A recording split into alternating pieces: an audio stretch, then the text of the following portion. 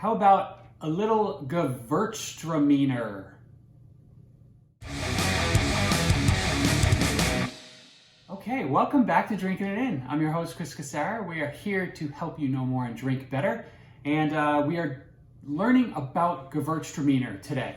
It's not an easy one to say, right? But it is easy to like. I'll be honest with you. The stuff is good. The stuff is fun to like, fun to drink. You can see it's got a little bit more of a golden edge to it, right? Not as light as some of the other white wines we've been trying recently, but perfect for kind of getting into some of the cooler weather. So I'm going to change it up a little bit in this video.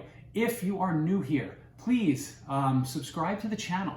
We got a lot of videos coming out, wine, cocktails, spirits, digestifs eventually. I'm not there yet, but you know, that's coming. If you have been subscribed and been with me for a little while, thank you again for coming back, and thanks for watching the videos. You know, hit like, you know, comment, right, if you want to see some specific wines, but let's get back into it. So Gewurztraminer is it's grown in a bunch of different cool climates in the world, mainly France, which is the Alsace region, Germany, and then in the U.S. in California, Washington, and in New York, especially in the Finger Lakes in northern, we'll call it upstate New York. They do really good Gewurztraminer wines up there. So I think, you know, what typically characterizes a Gewurztraminer is what people say lychee fruit. Now, it's hard to, I don't really know what a lychee smells like. It's not second nature to me. So for me, it smells like a little bit of a peach with a floral note in it. So, you know, if you think of those notes, that's going to be the primary flavor. There are some citrus notes and like a tangerine. I also, if you're lucky, you can get like a real snap of ginger. Like it'll just bring a punch you. So, you know, there's quite a bit that can be going on in Gewurztraminer. They're medium in body, right? And they tend to be lower in acid. So because like spicy food and acid don't go together, Gewurztraminers typically go really well with spicy foods. We'll get to that later. So these are very aromatic wines, and you know the aromas tend to jump right out of the glass. So this is a 2015 Giglinger Fix Gewurztraminer from the Alsace region in France. I love the tall, skinny bottles, right? Exactly what I am not. So, yeah. So this has, again, getting peach notes.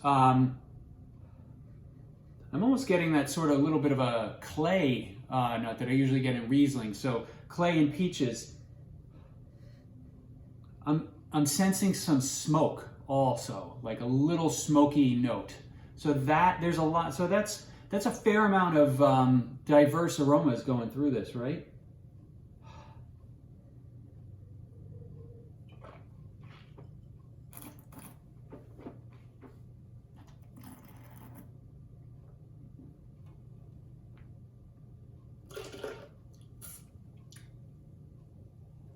It's interesting.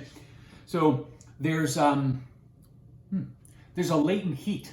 I'm not quite getting a ginger note that I was saying, but there's a spiciness almost that's coming, that comes on you as it sits in your mouth for a little bit. This wine's a little flat though. It just kind of, you know, I don't want to say flabby, but it kind of disappears. It leaves an oily sensation on your palate, which I'm okay with. I don't know, maybe this will be better as it gets a little more air. This is not the best example of Gewurztraminer that I've ever had. But that shouldn't dissuade you from trying a Gewurztraminer. I think, you know, since I was saying it, you know, they tend to be lower acid, but have that real aromatic, nice aromatic profile.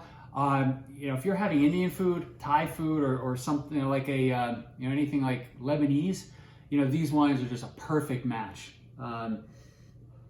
It's good with, it's also good with pork, shrimp, and poultry, but that's easier match elsewhere, and generally a little better elsewhere. So, I think if you think about some of the notes that I was rattling off, whether that's peach or clay or the smoky notes, having, if you like a Riesling, you should branch out, try a Gewurztraminer. If you like a Pinot Grigio, so, I think Gewurztraminer is going to be in the middle of a Riesling and a Pinot Grigio. So again, another way to expand your wine palate if you're not familiar with the grape.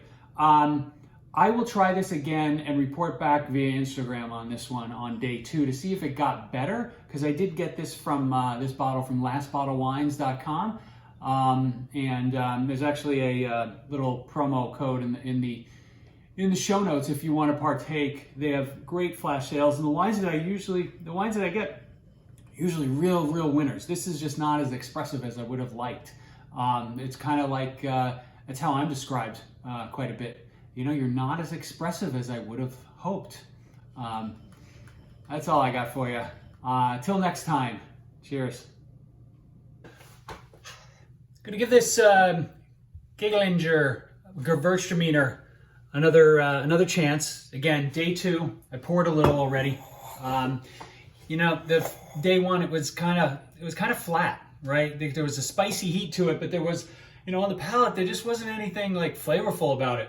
And there was no acid at all. So let's see if it got better on the second day. Sometimes wines do. It's still peachy and lychee.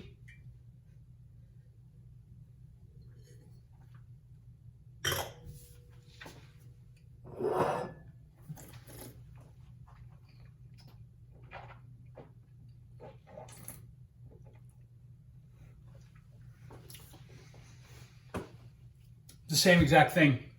There's like a jalapeno heat, but nothing else. This was not a winner, and the rest of this is gonna meet its maker. I tried, but get out there and try some Gewurztraminer anyway, just not this one.